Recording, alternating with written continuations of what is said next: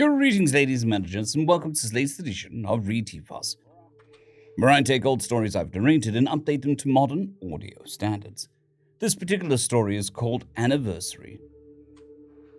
I remember when I was a young man, I learned of Collins, Eldred, and Armstrong. Of course, I wasn't a young man when it happened. That was long before my time, but my grandfather had a recording of the launch. So if you just saw a recording, why do you act like it was so pivotal, Grandpa? Because it was. There, captured in 35mm film, was one of the most important moments in human history, Winter. It was that important to you? Still is, child.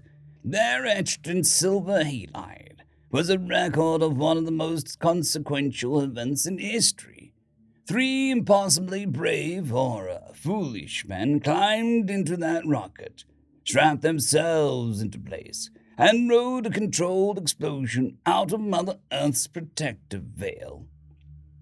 But they just went from Earth to Luna, and that's nothing special. Not anymore, it's not. But this was the first expedition of its type. And stop interrupting me. All right. Just get to the point. Jesus, your little shit. It's just like your mother. Anyway, where was I? The controlled explosion out of the veil. Right. Those 3 brave souls rode through the pure black nothing of space like a very, very few had done before them. They landed on the face of a god, and after landing in the sea of tranquility, after the whole giant leap for mankind, Holter and Armstrong read a plaque out loud for every single person to hear. What did they say? Here men from the planet Earth first set foot upon the moon, July 1969. We came in peace for all mankind. You young ones might not be fully able to understand, and I know I can't articulate my feelings exactly. But then and there was a true realization of human potential, Winter. Brilliance and bravery, compassion and awe. I was humbled by what our fragile race had brought. And I don't know if I'll live long enough to feel that way again.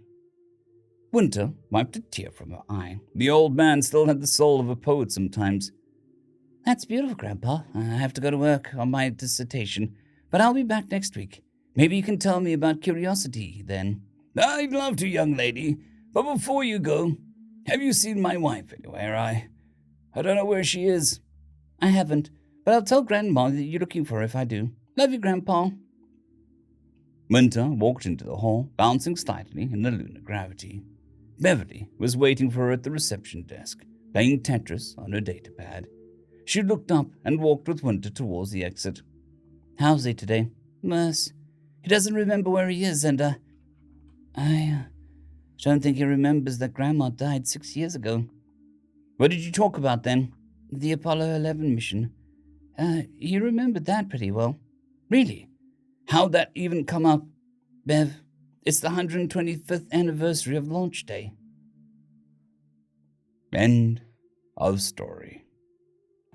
I'd quickly like to thank the T5 peeps: Cold War Boomerwaffen, Severin Cerberus, Bushmaster 177, Henry the Red, Caspar Arnholtz, Cold War Boomerwaffen, Elijah Silvercross, Dragzoon WRE, and Severin Cerberus. Thank you very much.